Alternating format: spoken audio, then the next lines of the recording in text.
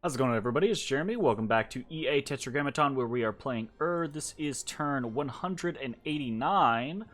We have a dire portent that goes up, but we can see it's not purgatory. So, purgatory remains. Dire portent has gone up, and it is. I hate it when this happens, right? I hate it when there's not a text attached to it. So we'll check that after our various events.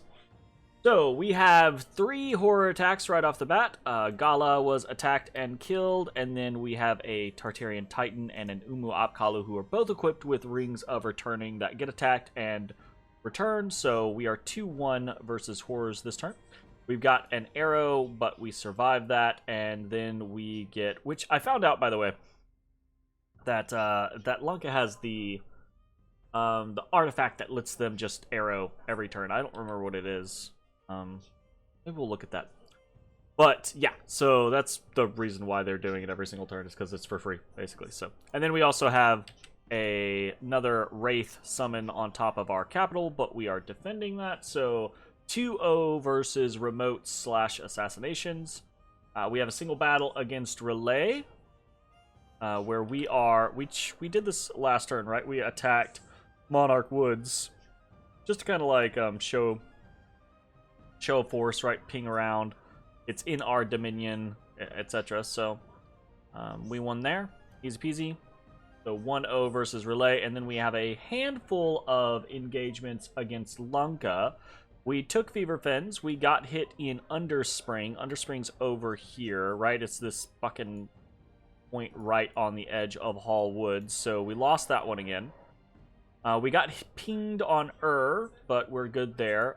This was done in concert, I'm assuming, with this, right? Send this in, kill RPD, send a scout in to, siege the province. But we rebuffed that. We took control of Swande, which is over here. No, there's no PD because there can be no PD here. So there's that. We get hit in Trotturn, which is over here next to Mictlan. Get that rated back. And that's pretty much it. So we are, I think, what is that? 3-2 versus Lanka this turn. We have a couple of unexpected events. Some unrest in Concept, some misfortune in White Forest, and some sloth in Olentova. Other than that, a pretty uneventful turn, except for a few things. One, we're pretty close to... We have breached Flower Fortress, and we're close to breaching Kailasa. Okay? And then this happened. We got Adapa, which is a national hero. And I even fucking, think about this. I had basically entirely forgotten about this character, and it seems just astounding to me that we got it on turn 189. But this is actually a pretty damn good character, especially if you can get it early on, right? It is an Air 3 at a time period where if you get this early on, right? Normally you only have access to Air 2 through your Gudus. If you get this early on, you can use it to get you into Boogaloo's very easily without having to boost. So that was pretty cool. That being said, is a little late, doesn't really amount to anything, not really going to do anything, is what it is. So, yeah, we are not doing a whole hell of a lot this turn. We are moving around slightly. We're going to attack into Misty Bog. We're moving NC-25 into Realm of Silence to help shore up defenses there. We are attacking Underspring again. We're reinforcing Monarch Wood with more vampires, etc. And we're kind of trying to... I don't know if this tactic is a doable tactic, but if we don't get attacked, right, the vampires, what they do is they actually generate their own siege chaff every turn. It's slow, right? But if we have several vampires on a place, they actually generate, 40 to 50 siege strength worth of chaff every turn, right? Depending on how many you have on there, if you have close to 10. So it's pretty cool. We're storming the castle with a couple of vampires this turn, not with everything, because I don't want to get fucked, basically. And then we have a couple of things that we are forging this turn. We are forging an endless bag of wine. Where's that? We're actually doing that. Here, right. We're forging an endless bag of wine in Rim Mountains because we're having some supply issues, right? Supply issues in Flower Meadow Fortress and Titan's Breath Peak and Silver Fangs, right? So we're gonna try to alleviate that issue, and in that endeavor we're actually recruiting a couple of galas. We're recruiting 3 galas across our empire at various locations to be just very cheap endless bags of wine forgers. So we'll see how that goes. And then we are doing another set of Ranger's Cloak, Cat's Eye, Eye of Innocence, Ranger's Boots. So that is what we are using on this guy right now, right? On this oh, he's a prophet too. I forgot he was a prophet. On this guy, right? To get super high stealth. And he's gonna preach. We're gonna hopefully, I don't know, assuming that the game doesn't end before then, we're gonna make a couple of these very stealthy preachers and try to preach back some of our dominion, so that we can try to fight back against Lanka. Don't think it's going to work, but we'll see how it goes. I don't really feel like we have a whole lot of other options. We are empowering an Oogaloo because we need to in order to accomplish things like getting winged helmets and shit like that, so that we can more easily cast air magic, basically.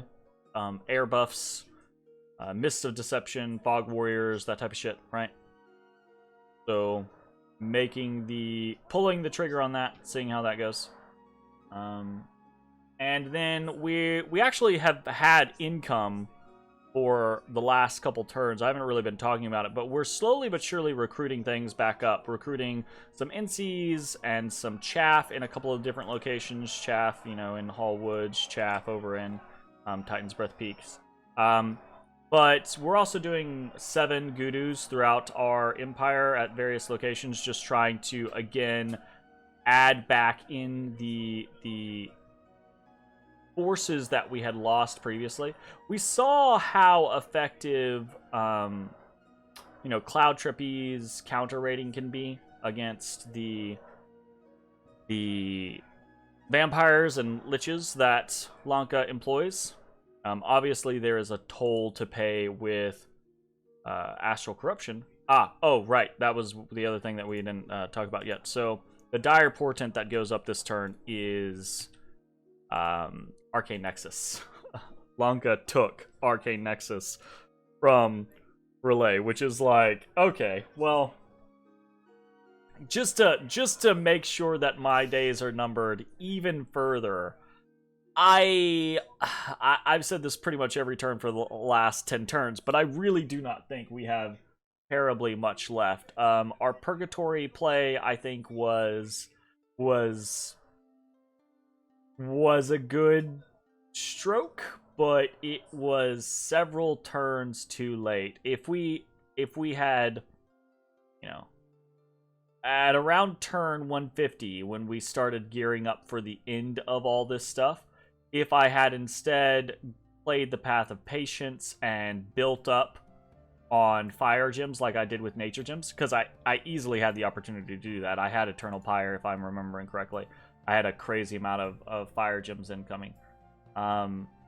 If I had done that and just gone for like a max cast Eternal Pyre or Purgatory, I think this would be a very different game at this point. But these are all lessons learned, right? Like all of the lessons we've learned with Astral Corruption, knowing now that mindless units don't get affected, knowing that you can just throw things like Rings of Returning on people, and unless they get really unlucky with a Soul Slay, then they just get popped back, and you can just ping them repeatedly. Knowing how to potentially invest against Astral Corruption play, and some of the strengths that the Nation of just has, period, like knowing how much stronger Anzus are than I thought they were initially, etc. There's so much that we learned in this game that I'm not sad, but we're definitely gonna lose, right? Lanka has complete control of the globals at this point. It's only a matter of time before they bump Purgatory, maybe even Gift of Health. My assumption is that they've been tracking for Gift of Health this entire time, right? Just like storing up and prepping for it. So, yeah. I don't know.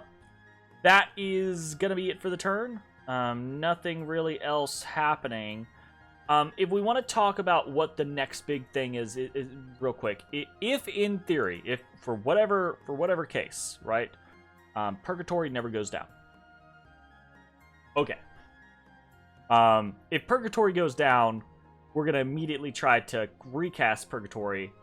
If we do, okay, we're back and forth in that Purgatory battle, right? If we recast Purgatory and it fails, then we're just dead. Right? Almost no other situation. We're just dead.